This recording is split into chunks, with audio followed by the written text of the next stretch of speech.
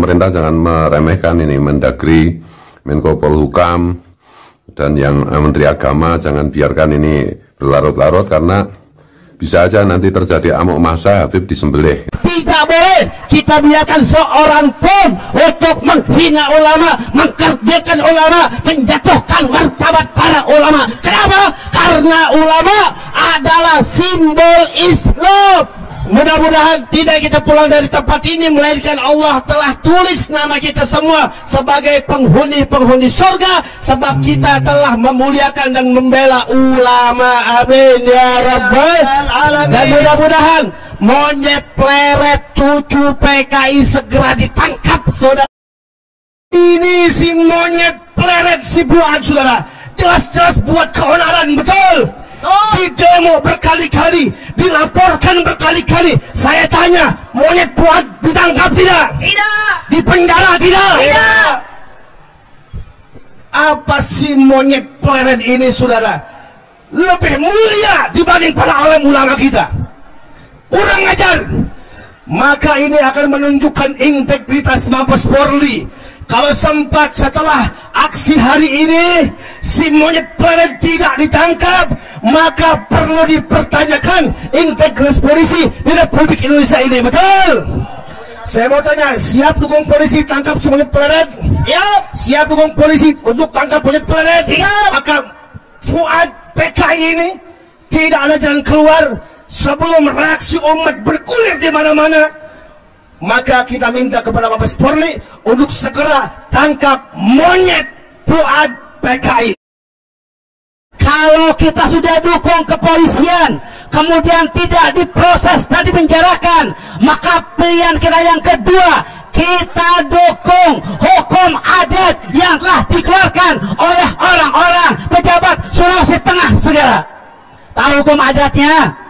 Tahu hukum adatnya? Apa hukum adatnya? Potong leher. Apa hukum adatnya? Potong leher. Apa hukum adatnya? Potong leher. Siap dukung. Assalamualaikum, salam sejahtera untuk kita semua. Om Swastiastu, Namo Buddhaya, Rahayu, Rahayu, Rahayu, Salam, Salam Pancasila, Merdeka. Ini akhirnya salah satu idola saya yaitu Gus Nuril Arifin, Panglima Pasukan Berani Mati di zaman Gus Dur, itu akhirnya menyampaikan pandangan-pandangan dengan sangat tegas bahkan keras terkait dengan polemik Habib. Yang intinya itu beliau menyampaikan bahwa pemerintah jangan meremehkan ini Mendagri, Menko Polhukam, dan yang Menteri Agama jangan biarkan ini berlarut-larut karena bisa aja nanti terjadi amuk massa, Habib disembelih gitu. Ini beliau menyampaikan begitu. Dan setelah untuk lebih jelasnya kita dengarkan dulu pendapat beliau, dan ini tautannya nanti kita sertakan di deskripsi gitu. Bagaimana beliau dengan sangat jelas dan tegas menyampaikan pandangan beliau mengenai polemik Habib ini yang sudah mulai berbahaya untuk kebangsaan kita karena perilaku mereka, para Habib itu yang makin lama makin tidak terkendali. Kita dengarkan dulu, ini saya percepat suaranya biar lebih ringkas, lebih hemat pakai data. Lagi NU justru ada sesuatu yang belum selesai tentang Habib Lutfi ini. Ada yang tanggung pasti, insya Allah orang NU udah nggak gampang ngawur-ngawur, enggak. Sabar, NU itu tidak segini itu, mas kakinya masih dipakai, ngale. Digedok itu udah mana digedok masih ngalah. Jangan gitu tuh, Gusti Allah yang nggak bisa saya aja, bapak saya, ibu saya ngasih makan saya aja, nggak pernah gedok itu, ngalah. Kali.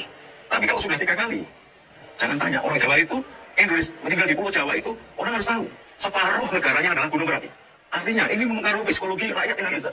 Jadi mudah terbakar dan panas. Untung terbelah dalam pulau-pulau, jadi masih ada air, gampang diredam. Ada panasnya. Tapi kalau apinya sudah membara, airnya sudah nggak ada, ngamuk mesti. Ya, kalau ngamuk, Habib itu bisa disembelih itu. Jangan diapa saya ngomong Habib yang double tidak ada keturunan dengan Habib itu bisa disembelih gitu. Iya. Jangan lupa loh, bapak saya yang tukang nyembelih PKI dulu. Karena kakak saya kiai semua itu baik di Jawa Timur. Yang nyembelih PKI itu banser dulu itu. Meskipun PKI-nya ketika mau disembelih bilang Allahu Akbar, tetap sembelih. Urusan Allahu Akbar, urusan dia dengan Allah, tapi urusan PKI karena melanggar konstitusi, urusan negara, berlaku hukum negara gitu loh. Jadi Habib ini jangan sholat. Kalau saya mengatakan agak kasar, janganlah. Kamu ini siapa? Nggak ada sejarahnya Habib itu. Jago perang nggak ada. Mau negaranya perang aja nggak pernah menang kok. Negaramu itu sampai hancur kayak gini. Negara Arab yang hebat diperjuangkan oleh kemenangan perang salib oleh Salahuddin Al-Ayyubi, yang menerkenalkan selawat Badar, yang menerkenalkan selawat Barjanji, yang menerkenalkan selawat Burda. Sayyidina pengarang, pemenang, pahlawan Salahuddin Al-Ayyubi aja tidak kamu hormat. Ketika keluarga Rasul sekian ribu dihabiskan, anak-anak cucunya dalam perang Karbala dibunuh semua. Kamu nggak berbuat apa-apa.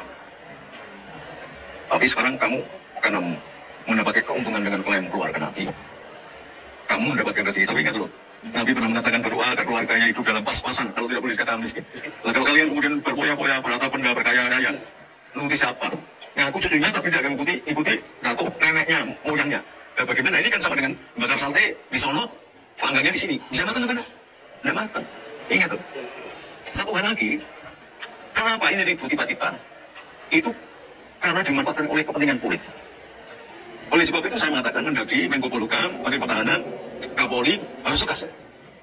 PGN siap, pendekar Garuda Jatmi juga siap di belakang. Patra Garuda Nusantara saya sebagai senopatinya siap.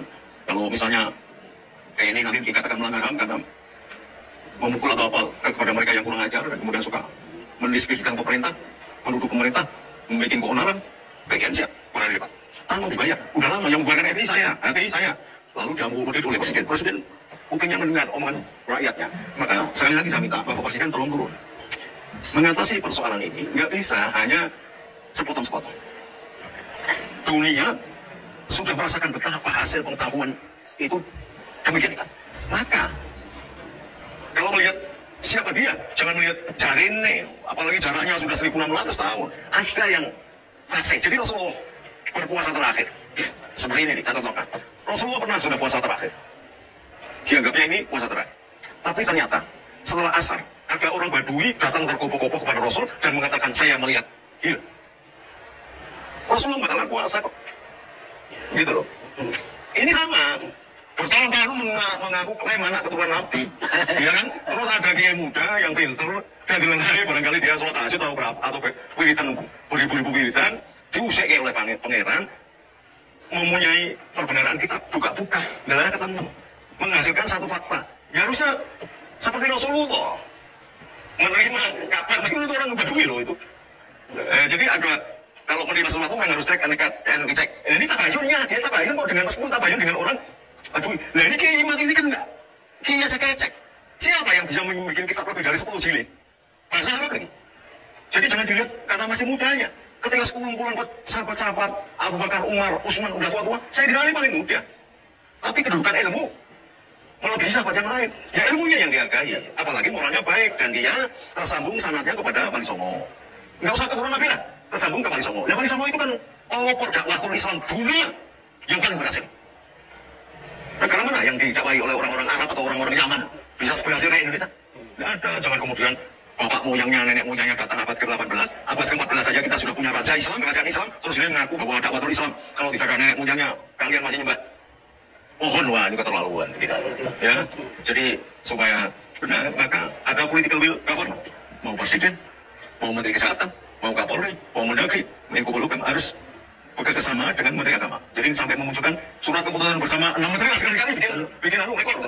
Surat keputusan bersama 7 menteri, termasuk Menteri Agama, gitu ya. Kemudian karena ini persoalannya adalah kesehatan, genetika, maka harus lewat dengan kesehatan. Jangan katakan hari ini tes DNA terlalu goblok itu. Ada orang yang ngomong begitu, ini goblok sekali ini, cuma terlalu terdoktrin dengan kejubutan.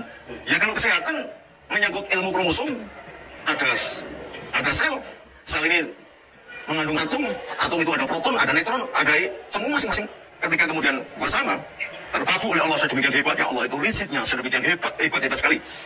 Allah itu sampai mengendus karena menjaga kemurnian keturunan Nabi dan Rasulnya, maka genetika sejak Nabi Ibrahim itu akan memiliki merek yang sama. Jadi kalau Nabi Ibrahim genetika ini, maka menurun ke Ismail ini, menurun ke Ishak begini, menurun ke Yahudi begini, menurun ke ini begini. Nah kalau orang Arab ini yang di Indonesia mengaku sebagai keturunan Nabi, genetikanya aja turun bangsa Arabnya saja tidak ada keturunan Nabi. Ingat ya Pak Nabi Tonton Sota apa bagaimana? Ya ini jadi ada saya pernah ngaji di Kiai saya di Madura. Cum, al-khaya'u minal iman, buat malu. Dan kamu cek kamu dikasih Allah itu iman, mak kita sedikit. Nah kamu tidak punya malu, ngeklaim sebagai keturunan Nabi. Pantes enggak kelakuanmu itu, ilmumu itu, omonganmu itu, keturunanmu sing di sekolah di darahmu. Coba dilihat hidupmu melihat kaca yang di belakang itu biar tahu. Jadi apa enggak takut kamu mengaku rasa Nabi tapi bukan Nabi loh. Aku anak Jokowi masih bisa bayar apa ya? Anak kok bisa dari cek menungso ini sudah menungso yang disempurnakan oleh Allah. Yang paling paripurna itu Rasulullah Muhammad SAW. Masalahnya Habib itu panggilan Allah kepada Nabi. Artinya kasih Allah sebagai panggilan dari Khalilullah gitu loh. Panggilan kepada Ibrahim Khalilullah. Dan Nabi Isa aja tidak bergelar Khalilullah kok. Nabi Ismail tidak dipanggil Khalilullah. Masa ini Nabi Muhammad bergelar Khalilullah, bergelar Habibullah. Sayyidatina Fatimah tidak bergelar Habibullah. Anak cucunya tidak bergelar Habibullah. Sayyidina Hasan Mabsya. Ya kan? Lah kok ini orang-orang tiba-tiba bergelar Habib? Habib itu artinya kasih, sayang. Jadi kalau saya memanggil Kiai Nawawi, ya Bibi, itu artinya saya sayang sama kamu sebagai saudara, sebagai bapak, sebagai anak, sebagai santri. Nah kalau salah ucap kemudian ya Habibi, memangnya kita homoseksual apa? Laki-laki mengundang laki-laki sayang. Nah ini perlu diketahui nih orang-orang. Habibi, panggilan Habibi itu ditujukan bapaknya orang anak sana kepada anak, kepada istri. Seorang ibu kepada anak, kepada suami, kepada saudara, ya Habibi. Bukan sembarangan ya Habib, ya Habib. Kalian ini apa nggak takut? Umatnya Nabi Lut jadi dilaknat oleh Allah karena gara-gara perhabiban ini. Jangan sampai Indonesia kemudian jadi dilaknat oleh Allah karena melakukan perlakuan yang sama dengan umatnya Nabi Lut. Betul ini. Oke, membahas Habib ini nggak akan selesai. 100 sejam 2 jam nggak akan selesai. Nanti akan berjalan karena sudah bertahun-tahun. Ini kesalahan NU. Waktu itu ulamanya terlalu lembut sehingga tidak mengambil keputusan yang baku. Nah sekarang PBNU namanya gampang. Sono sini nggak bisa. Ketika ada dua pendapat, Anda harus tabayun keduanya dan menentukan tahkim. Yang salah yang mana, yang benar yang mana. Bahwa yang salah tidak boleh menghina yang salah tidak boleh menghina yang benar tidak boleh menghina yang salah. Apalagi yang salah, maka itu persoalan lain. Tapi persoalan kan terhubungan dengan Nabi itu penting, itu bukan karena benci. Lalu kalian namanya petani aja kalau nyantri sama saya nggak bayar, makan minum tidur nggak bayar, dikasih duit lagi. Apalagi ada hubungannya. Jadi mau tolong biasa saja. Jangan kamu makan dengan menipu. Kalau belum jelas kriteria nasabmu, kamu mengklaim sebagai keluarga Nabi, itu sekurang-kurangnya hukum harta yang kamu peroleh adalah sudah halal tidak, haram tidak. Ya, saya bukan benci, tetapi mau ya duduk bareng, jangan lewat video kono gini kono kan. Dan semakin rusak, semakin gak dihargai nanti kalau sudah marah, lain persoalannya.